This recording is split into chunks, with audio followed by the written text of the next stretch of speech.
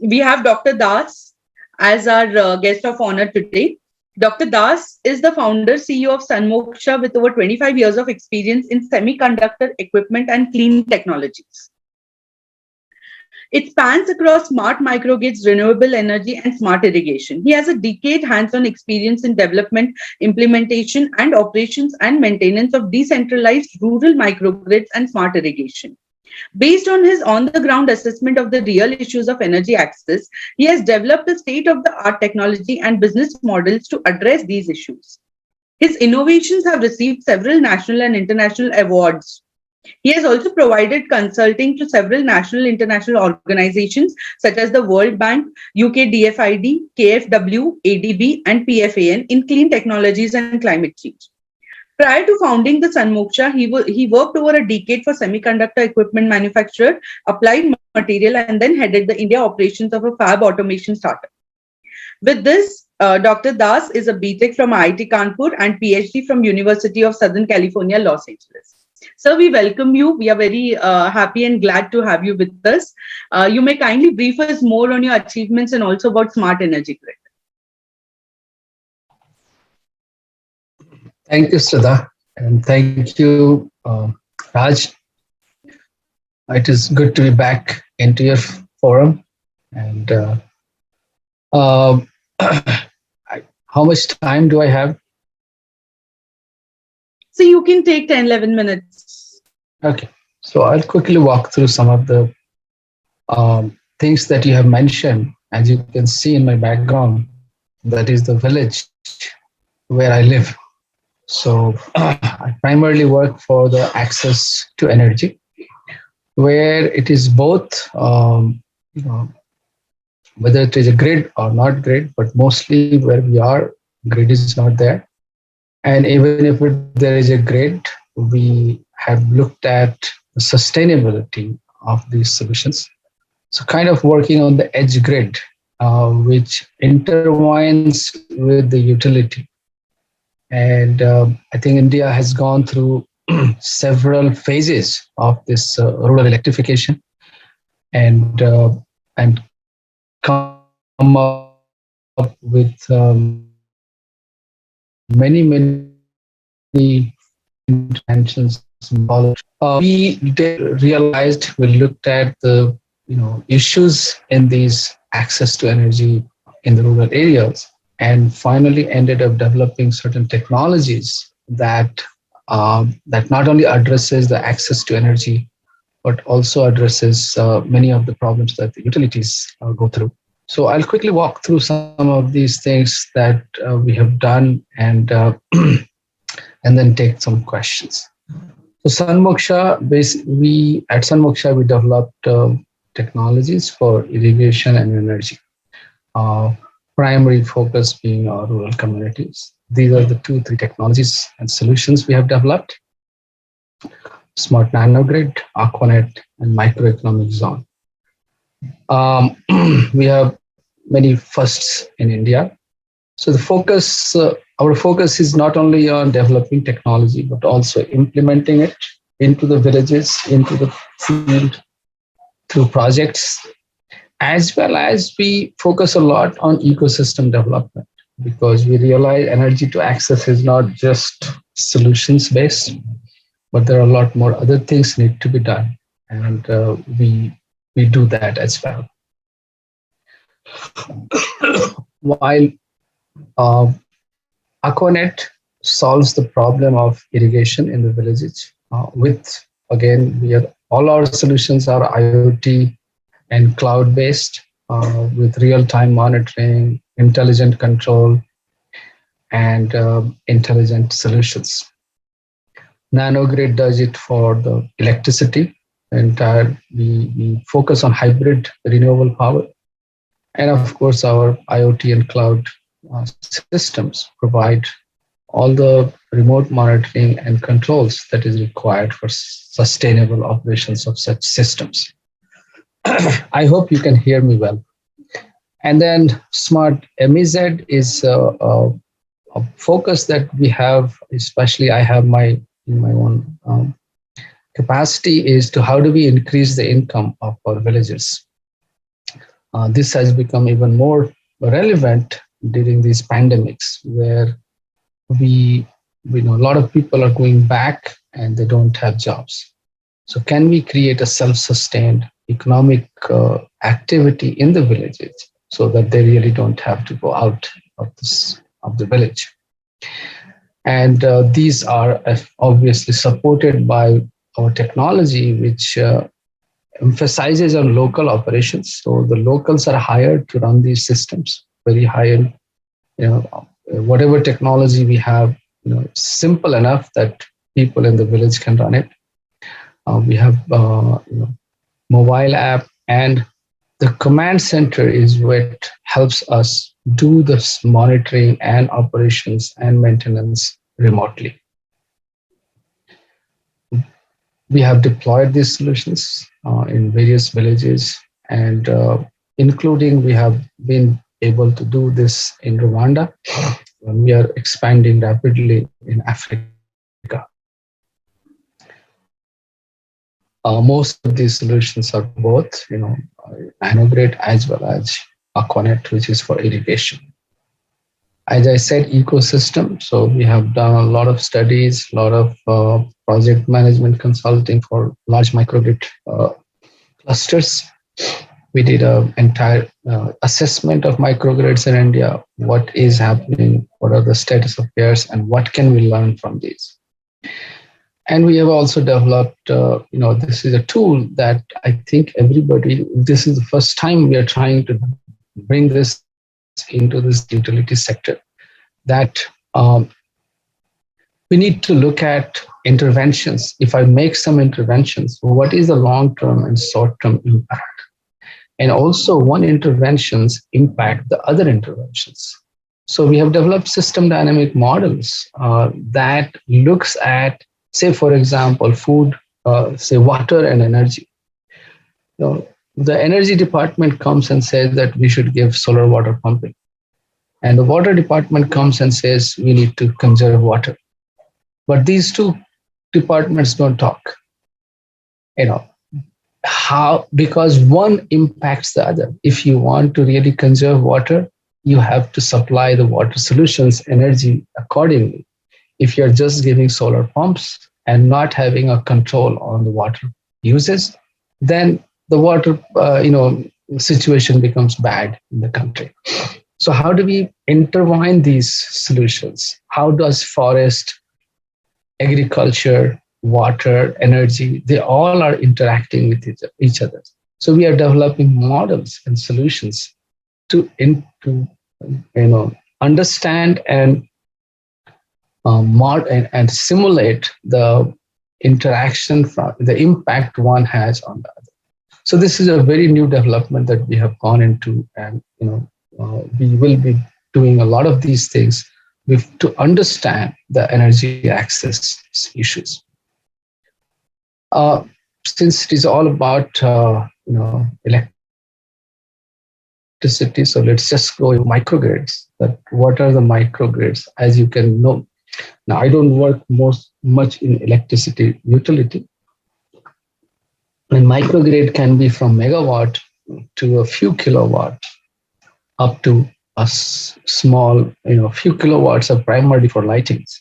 But if you want to use the grid, microgrid as equivalent to the grid, then you have to have larger microgrids, which can do some productive work.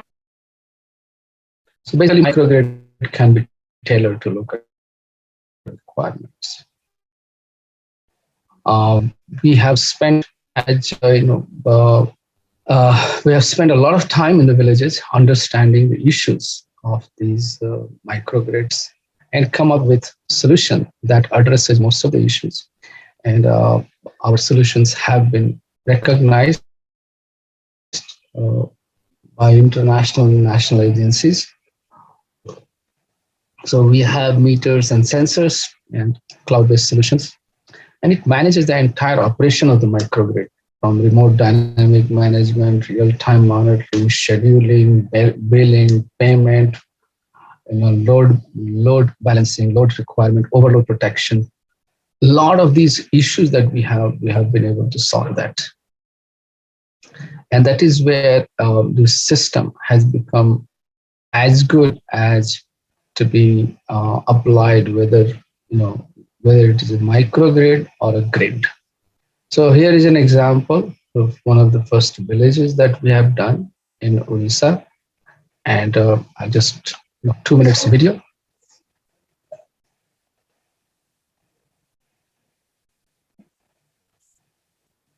A lost paradise. The remote village located in a tiger reserve is not connected to the electricity grid, cutting off its 600 residents from the developed world. Most people here are farmers. They still follow a traditional way of life. But things are changing. For the first time, Chotki's residents have access to electricity, provided by this 30 kilowatt solar power plant set up earlier this year. It's part of a green technology project, the brainchild of social entrepreneur Ashok Das. We had given them 200 watts. He's partnered with local authorities to create India's first smart village in Odisha. Ashok's company has developed a smart nanogrid technology that allows the village's entire electrical infrastructure to be monitored remotely by the company's staff. Meters and sensors collect data on energy consumption, making it easy to remotely manage supply and demand. Villagers pay tariffs based on how much energy they use. The company has also trained local youth from the village to monitor the system and detect any faults or overloading. They can even carry out basic repairs on the spot, ensuring the equipment is well maintained and running smoothly. Ashok says the model can be a game changer. By doing smart microgrid, what we are creating a basic infrastructure. We are creating a catalytic infrastructure on which many services will ride. Irrigation will ride, agricultural production will ride, food processing can be done, cold storage can be done, health services will come, tele-education services will come. All of these together provide the development for the village. Many in the village are sensing new opportunities. Shrikant Adavar recently bought a photocopying machine and printer. In a makeshift office, he makes copies of ID cards and land deeds for his customers, as well as takes passport-size photos. It's a crucial service in rural India, where citizens need those documents to apply for government loans and open bank accounts. Earlier, people had to travel 50 kilometers to the nearest town to get their documents photocopied. So I thought, now that we have reliable electricity, why don't I provide the services right here? It saves villagers time and money, and I supplement my own income. Existing businesses, too, are seeing the benefits of uninterrupted access to power. As night falls, many can continue to operate. Street vendor Prabhakar Prusti also runs a grocery store. He now plans to invest in a fridge and offer cold drinks to his customers. Since we have electricity, my business has definitely improved. My shop can stay open till late in the night. I get more customers.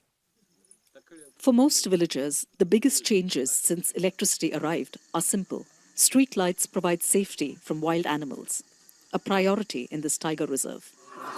A few households have now got television sets, providing entertainment and drawing a large young audience tonight. Some even get to attend a coaching class in the village and do homework in the evening. Power that empowers.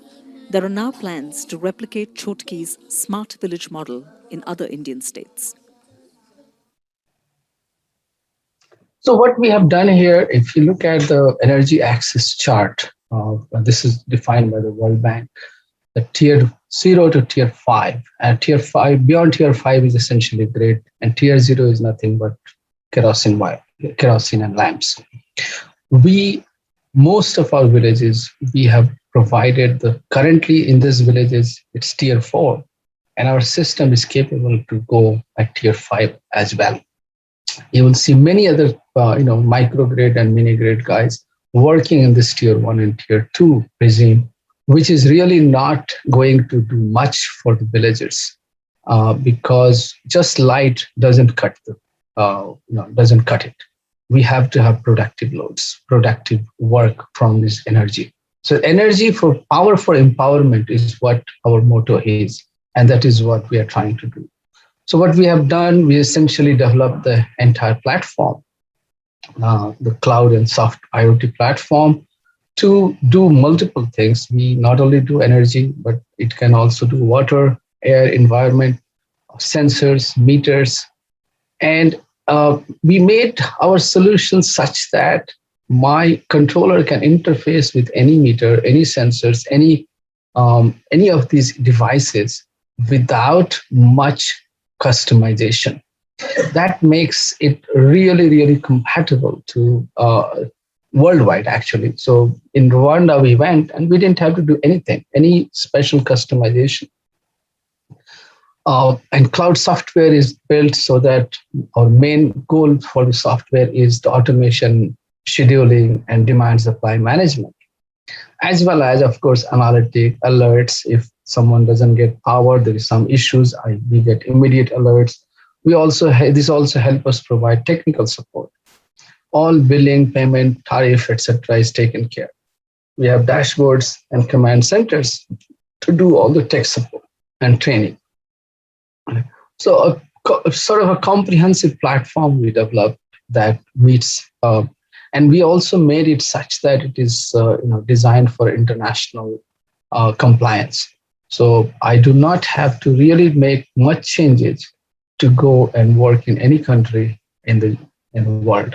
And that we have shown by going to Rwanda, and without any hitch, we have been able to communicate and implement these things. What is most one of the key features is the real-time monitoring. So in real time, we will get to know what is working, what is not working. A simple green red tells the operator where to focus. For example, if you look at this, everything else is green except at this distribution box. So we know that there is some problem in that distribution box. Go and solve it right away. If the local guy cannot go and do it, we tell them, because we see the same data that the local guy is seeing. And sometimes, if most of the time, he has been trained to go and fix small glitches. And a customized dashboard keeps giving him real-time information on all the users in that village. Of course, we have all these analytics and solutions built in. So, looking at all the data and generation, consumption, etc., helps us do diagnosis and future planning. As I said earlier, it is designed such that rural youth can operate it. And everywhere we go and train the youth to go who are able to take care of the system and operate it. And remotely, we manage it through the command center. This is some of the changes that happened in the village. That video was a little old, but now we have many more productive activities coming up in the village. We similarly, and of course, this won multiple awards from the national and international community. Similarly, we have done an island where again, we set up a microgrid and move the people from darkness to luminance. Now we are working on getting water, because we have energy now. There is no water, even though it's an island. So we are working on pushing the water from the river to the island, and that project is undergoing. And this project, microgrid project, won the India Smart Grid Forum Best Smart Grid Project Award last year. So as I said, we are focused on empowering the farmers and the villagers. So the second thing that we also realize is that irrigation is another issue that needs to be solved. And we developed another solution to precision agriculture, precision irrigation. So we, again, mobile and tablet-based IoT and cloud solution. We can take water from any source and push them into the farmers. So our main USP is on delivering the right quantity of water to the right farmland at the right time. And but obviously, we are trying to use sensors-based irrigation as well, so that I know exactly how much water to deliver to the farmer. I know we don't have much time, so this is just one of the examples where shared irrigation model has been a very successful model, and you can see the impact in a very short time. What is to be noted is that with a small pump, we have been able to serve large number of farmers and land. And that is where the efficiency of irrigation comes in. You do not, we need to conserve water as well. And that is very important. So as energy, you know, although we are working in the whole team here is for energy, but you must realize that whatever intervention you make, it should not hamper the other component, other natural resources, and provide right solutions so that all the natural resources are conserved. We are here to conserve the earth and the all climate change. It's impacting everything. So that is, and this is a large farmer, same solution. I can have piped irrigation, and again, all automated valve. Only water comes only when it is needed, and only as much as it is needed, not more, not less. And that helps preserve not only water but energy as well, because you need energy to pump these waters into the field. This is the last solution that we have, that is the whole entire microeconomic zone, where we create a center of a sort of cluster of microeconomic activities, and that gets powered by our smart nanogrid or smart microgrid. And the Aquanet is in the villages helping grow more vegetables and farming. So all those can be brought here for processing. So while the 14 villages have individual activities, this center, Panchayat, is an aggregator of all these activities, and all processing happens there. And there is a micro, market linkage provided for the produce to go out into the market and fetch them more income. This is Jharkhand government partnership model that we have done.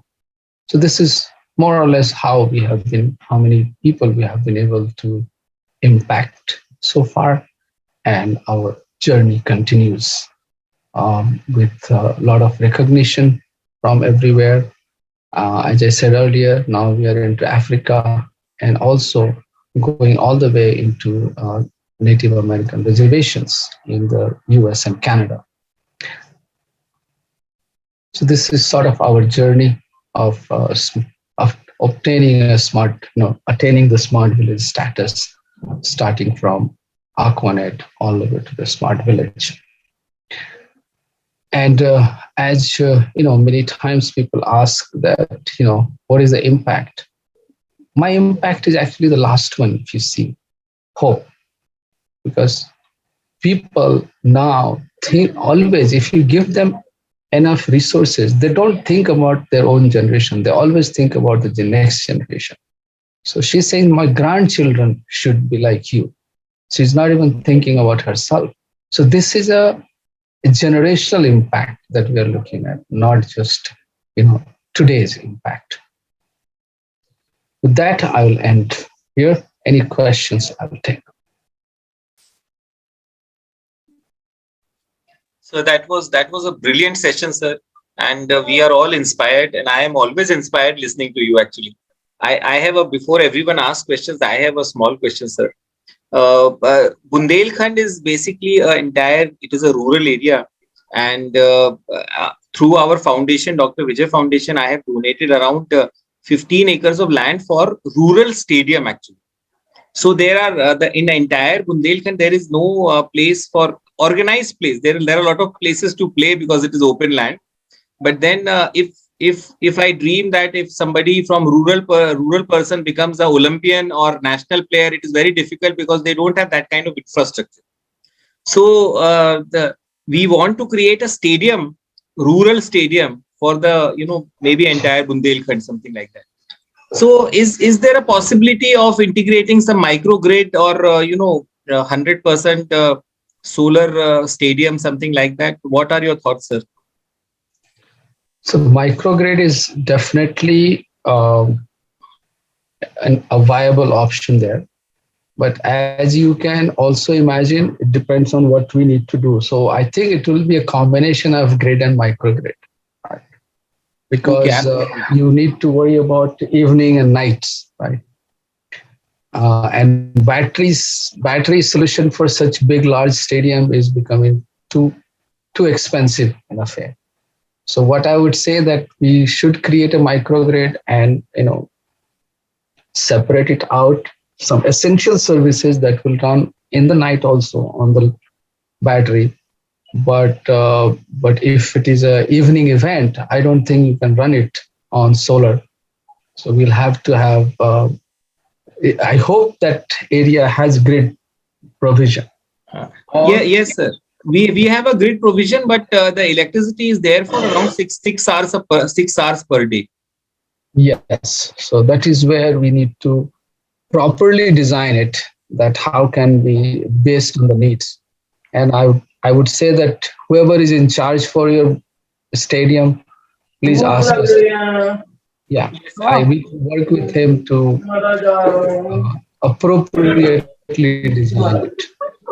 Absolutely, sir. Maybe whenever you are traveling to Bundelkhand, maybe I will take your time for around 4 or 5 hours, and I will personally take you to the place and just because it is at an initial stage, so I'll Every take time, you to that yeah, place. every time we plan to travel, next wave hits. So let us let us see how when that time comes. Okay. And but we are doing a lot of things remotely and or virtually. So we can get started even without visiting and Absolutely, sir. start working on it. Absolutely. Shraddha, back to you. You can take questions from all the audience and team. Yes. We Yes. have such wonderful observers also this time, and please go ahead, Shraddha. Yes. Before that, I would like to thank you, Ashok. So, we are always amazed by it. Equal amount of amazement is always there whenever you are with us and you share with us your contributions towards the society. So, let us take the next question. We have one question from Advocate Gautam Bala. So she says that, sir, are you also reaching out to various governments for providing these energy solutions into rural areas in the PPP model? Uh, yes and no, both. So you understand that the government's many schemes, Saubhagya, etc., have come, and you know we are officially 100% electrified. So tell me how you suggest how we can go and say that no, you are not electrified. You need to work with us. So there is a big dichotomy there on the policy side, and the best way actually now we have found is that the edge grids is the model, is a concept that needs to be looked at because the grid cannot reach everywhere. It's not, and we have done multiple options, including home lighting systems, to get electrification done and say that yes, we are now fully electrified. We are always willing to work with the government, but I need someone's help to how do we navigate this jungle. Okay. Uh, when when on one side we are saying we are 100% electrified, so most of the other places you see that it's the private players are there to help and complement. There are very few. We did a study of this 300 microgrids done by government. At one time, the government did a lot of microgrids. They are all defunct now.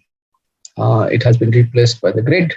None of the microgrids are operational. Most of them are not operational, and that is why you see that lot more focus has shifted from India to other countries, other nations like Africa. It's in the same state that India was in the 90s. So as a private company, as a company, technology company, we also look for where is the business. So all I'm saying is that India is looking more and more um, not uh, not conducive for all these microgrid solutions. Um, Thank you for your answer, sir. We have one from Mr. Anuj Khanna, who says that Dr. Das, during a visit to a microgrid by Husk Power in Bihar, I learned that unit cost of per power was as high as INR 18 per unit and only feasible for a very low usage per household. So the question is, how can we build microgrids with lower electricity cost so as to encourage greater usage? So the problem is when you build microgrids. So we have been doing this. We have been doing a lot of financial analysis and interventions, not only in India but in Africa, etc. as well. When you do microgrid, you essentially end up setting up the entire infrastructure. Whereas in the grid, someone else has set the infrastructure. It has been a long time ago, and grid is highly subsidized. So rupees 80 looks too high to you, which is not, right? If we do a commercially viable option of microgrids, the cost of electricity is as high, comes out to be as high as 25 to 30 rupees unit. Obviously, when you talk to them that, hey, you need to pay this much of unit, you get shocked. But if you look at your grid, I was just giving this example yesterday. Even the low income families in the grid, they have to pay 200 rupees, 250 rupees connection charge every month, right? Plus 5 rupees per unit or 3 rupees per unit. But if they're using only 10 units and they're paying 300 rupees, they're also paying 30 rupees per unit. Have we looked, it is all about looking at the cost in the right perspective, from the user's perspective. The cost of electricity is really not real in the way that we are comparing. You need to compare apple to apple. And once you do that, you'll realize that microgrids are financially, if I just go and run it as a commercial operation, it is not viable. It has to be subsidized, like the way you have coal power plants subsidized, like the way you have, entire grid is already subsidized. Here we have to create everything. So instead of, I don't mince my words. I'm saying microgrids are not easily comparable to your grid electricity. Karthik has some points to make. So Karthik, you can go ahead and make your point. Hi, sir. How are you? I'm good, Karthik. How are you doing? I'm good, sir. Thank you. I just wanted to add, as you said, microgrids, 18 rupees is actually very low. Yes. We have seen, some of the microgrids that we have set up in the Himalayas. It goes, 30, 35, even sometimes 40 rupees per unit, because you have to account for every single expenditure that is, made for setting up the microgrid over there. And running. And if you look at it, and running it, exactly. Exactly. The cost of my engineers going up the mountains is a massive expenditure in itself. It doesn't make sense for my guys to go once a month. They would rather go once in 3 months. But, if you look at it from a strictly financial perspective, as you were saying, if you want to run the IRR model on this, you're going to get nothing. You will get maybe 1%, 2%, 3% IRR on this. So this is more, I would feel, at least this is how we look at it. Our company, we look at microgrids as something that is helping the economic development over there. By providing electricity, are they able to improve their livelihood, improve their income generation, and increase it subsequently? And if they can afford 100, 150, 200, 250 rupees, then this entire financial model, this IRR model, you just have to throw it out of the window. It's as simple as that. You can't be looking at it from that perspective. And especially when investors come looking at it from that perspective, it becomes very difficult thing to defend. We were just doing a bid in Rwanda. Mm-hmm. And the SE for all, etc., they have set a limit of 65 US cents as the per unit cost. Yeah, that's why we So don't 65 participate. US cents is almost 50 rupees. Yeah. So that is the cost that really, and then it becomes, even then, it is not fully viable. It's not enough. It's not enough. So, whoever asked the question, the answer is, sir, microgrids and grids should not be compared. There are two different ways to provide access to energy.